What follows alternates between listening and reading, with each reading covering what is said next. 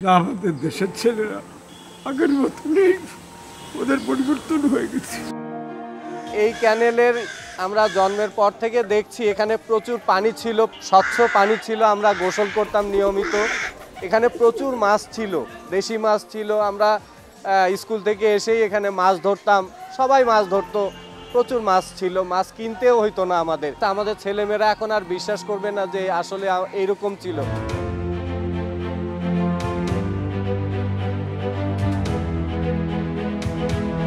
আমি শপথ করিতেছি যে মানুষের সেবায় সর্বদা নিজেকে নিয়োজিত রাখিব এবং দেশের প্রতি অনুগত থাকিব।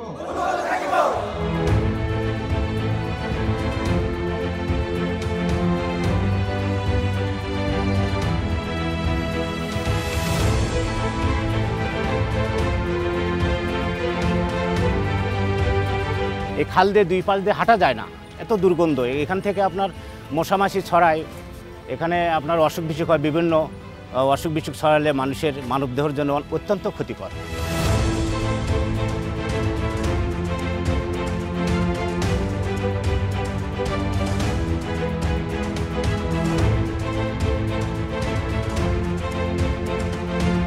সিটি কর্পোরেশনের দায়িত্ব এটাকে পর্যাপ্ত পরিমাণ দুই পাশে ডাস্টবিন নির্মাণ করে দেওয়া এবং শহরবাসীকে প্রয়োজনে আইন করে বাধ্য করতে হবে যে তারা যেন এখানে ময়লা না ফেলে ওই ডাস্টবিনে ময়লা ফেলে এবং সেটা নিয়মিত পরিষ্কার করতে হবে।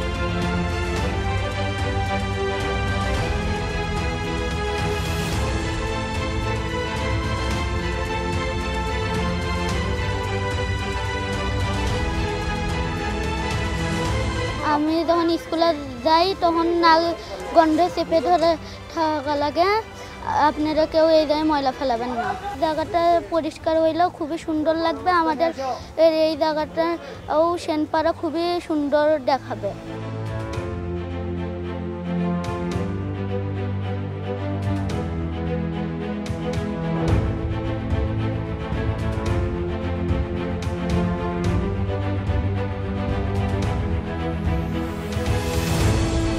আমরা সাধারণ জনগণ যদি একটু সচেতন হতাম তাহলে হয়তো খালটা এইভাবে ধ্বংস হইতো না। খালটা বিডি ক্লিনকে আমি ধন্যবাদ জানাই এই ধরনের একটা গুড ইনিশিয়েটিভ নেওয়ার জন্য। আমরা আশা করব বিডি ক্লিনিংয়ের সঙ্গে আমরা সাধারণ যারা জনগণ আছে আমরা এখানে ময়লা ফেলবো না এবং খালটা পরিষ্কার থাকবে।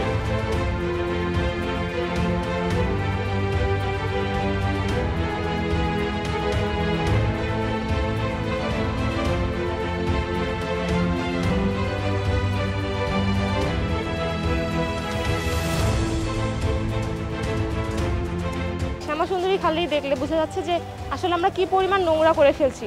বিডি ক্লিনের পক্ষ থেকে পরিষ্কার করতেছি যদিও, কিন্তু আসলে সবারই উচিত আমাদের এগুলো পরিষ্কার পরিচ্ছন্ন রাখা।